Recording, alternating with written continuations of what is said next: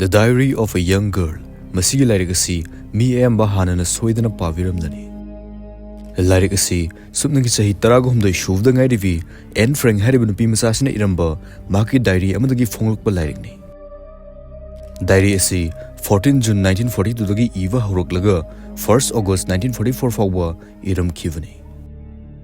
Madugi matung Anne Frank asi sikraba matungda chahi ani leiraga diary asi 1947 da larik oina publish tawrakhivani.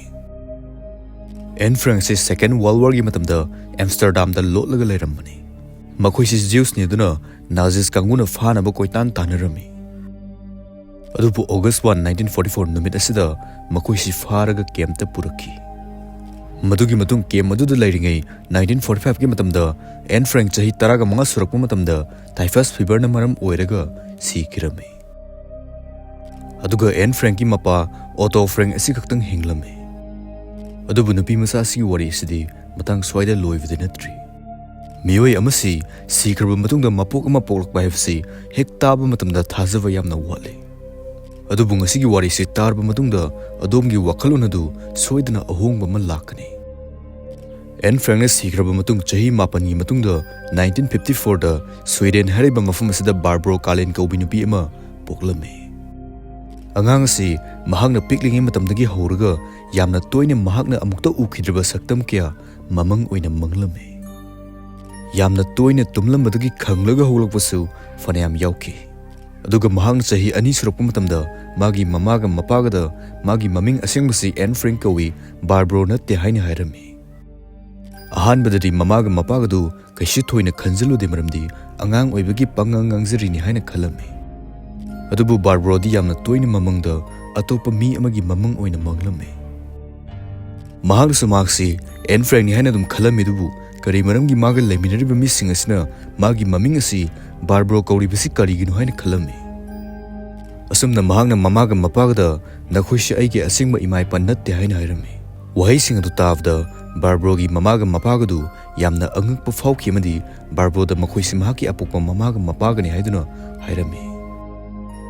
Adubu Barbro nadi nakhoina khallibudu onare aidi nakhoi nasa natte aidi Anne Frank ni haina hairame. Matam asida Anne Frank na iramba The Diary of a Young Girl haidiba lairik asidi Sweden da yauraktre amadi Swedish loan da translation su tawdri. Aduna nupi masa asina Anne Frank ki maramda khangba haibasi oithoktaba amani. Barbro na chahi 6 sarpa matamda mahakki asengma mapana mahakpu lowba lakani haiduna yamna toina hairame.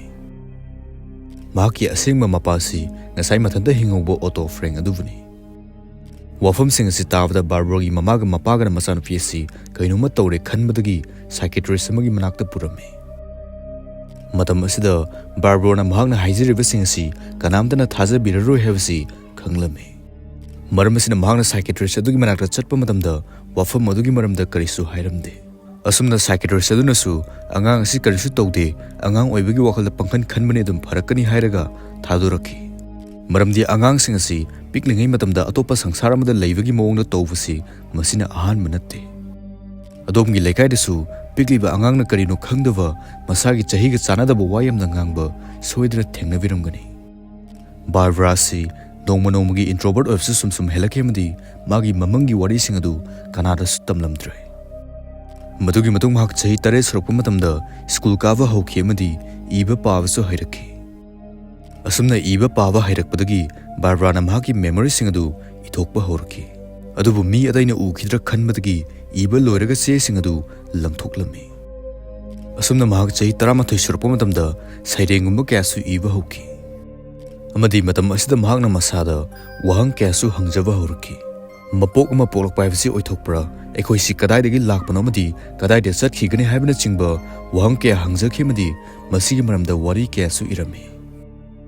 Matam kharagi matungda mahakna iba wari sing si makhoigi mari mata amana thengnarame. Aduga Barbra gi mamaga mapagada wari si publish tawnaba haiki. Asumna Barbra na chahi 19 surappa matamda magi ahanba lairik Man on Earth haibasi publish tawki. Adubu Barbra na Anne Frank ki waridi kanamta da hairamdi maramdi mahakna school kaba horakpadagi Anne Frank asi asengba lairamba yamna maming chatpa misak amani haibasi khanglame. Anne Frank ki lairik amasu lai haibasi khangkimadi lairik asi matam asida yamna maming chatlakpana mahangna masi Anne Frank ni haiba matamda popular oinaba honorini haibikini khanmadagi mahak tumina leizarami. Nongma Barbara amadi makhoi family si Amsterdam da chalami. Matam aduda Barbara gi mamaga mapagana Asengba Anne Frank na leramba Amsterdam gi yum adudasu chalunaba plan torame. Anne Frank na leramba yum asi museum oina thamkravani maduda ticket kaklaga yengba changdorivani. Yum adubu yengba tourist kyam sulaklame. Asumna makoina yum aduda chatnanava cab ama tongnaba honakidabu Barbara na cab tongmagi mathok tadi aikoina leirivasi kadaiduna haiva ai chapchana khangi yum adu swaidadum leiravani haina hairakhi. Wahai sing adu tavda mamaga mapagadu yamna angakpo oirame. Aduga Barbara da hanglami mafumsde aikoina hana lakivasu leite aduga kamdauna khanglivna haina hanglami. Maduda Barbara na tumina leirambadagi salasi aigi tung inaru haina hairakhi. Asumna makoi lakpa horakhi lambi kya landuna madi corner kya fauruga lakheduga minute 10 muki matungda yaudore asida leire haina hairakhi. Asumna Anne Frank na leiramba mafumdu yauroklami aduga yum hadu ek uba matamda Barbara na stair asi sintoklamle haiduna yamna khangbagi maongda hairakhi. Mamaga mapagarasu kari haigadubna haiva khanglamde. Asumna yum aduda sum changlakpada Barbara na magi mamangda ukiva singadu yum aduda chap manana urame. Sum changlakpum tamda Anne Frank na leiramba karasu yaurakhi. Matam aduda Barbara machinda karina murum sonba horoki amadi magi makhuradasu yamna inglakhi. Maduda mamana Barbara du masadu kainuma tawre khanmadagi mapanda puthoknaba tawkhidubu Barbara na thokse haiva yaramde. Aduga mamada magi ka asida magi photo thelisi yengu haiduna hairakhi. Adubu ka aduda mamana photo di amata uramde. Maduda mamana photo amata thette nangna wakhalda uba oiramgani haiduna haiki. Adubu Barbara na di mafum asida ina photo thelamani haiduna hairami. Ngahak leiraga mamaduna mapanda thoklaga yum aduda thabak tawba nupa amada Anne Frank ka aduda hana photo khara thelambra haiduna hanglame. Maduda nupa aduna thelami haiduna khumlakhi. Photo singadu mi mayamna toina laklaga photo pangkapta kappadagi amadi pangthingda thengbadagi damage tawkidra khanbadagi lokthokre haiduna khumlakhi. Wahai singadu tavda Barbro na haikiva singadu achumba oire havasi khanglakhi. Masi pumnam asi Barbara na iramba lairik and a wolf's hole fragments of two lifetime hariva lairik asida mahangna iramba warini. Barbro si Swedish writer amani piklingaidagi horaga prose amadi poetry gi lairik kya iki. Anne Frank ki wari isdi mi ayamana loina khangwiramlani. Anne Frank asi yamna piklingaidagi mapagi thafak sofam Amsterdam da family puna lolaga lairakhiva piklingai matamgi chen chungduna sanavadu phangjakhidrava angang amani. Aduga magi birthday numita diary ama gift oina phangjakhi. Asumna Sunday numit 14 June 1942 numit asidagi mahaki punsigi awanungai wari pumba magi diary asida isinki. Aduga Anne Frank ki family si miyoi kharana betray tawbadagi fahanki. Asumna makoi family da Anne Frank ki mapa Otto Frank asigaktang hinglami. Otto na Amsterdam da mu halakpa matamda makoi bu lotpada mateng pangbikhiwa mieb gis hariba nupi asiga muk thengnarami. Nupi asina Anne Frank ki diary asi makoi gi lotfam madudagi thengnarakibani. Madugi matung Otto na makoi si Nazis na kyam on nei khevdu miyam da khanghananava diary asi lairik oina publish tawki. Aduga lairik asi miyam nasu khwaidagi pamnava lairik ama oiki. Adomsu padriva taragadi soidanamaki paviyu. Wari asi kanaguma kharadi soidana thajaba ngamdabasu yaurungmani maramdi mamang mapok ningsingba ngamba haibasi oithoktaba amani. Adubu khwaidagi ngaklibasi Barbara na Anne Frank ki cousin Buddy Elias hariba nupa asiga unarami. Elias na Barbara gi wari si tavdagi unaba pami haiduna Barbara bu kauraga wari sanaki. Elias si ahanbadadi mapok ama polakpa kaisi thajade hairamani dubu Barbro gu unaba makeup adudagi maki wakhaladu hongki.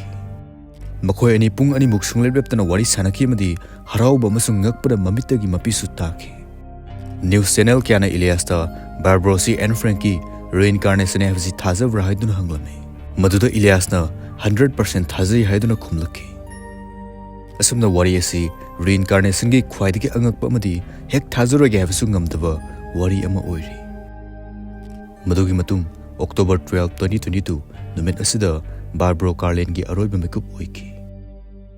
Masiguma mapok ama polakpa si adom thajabivra comment soidana haiviramu.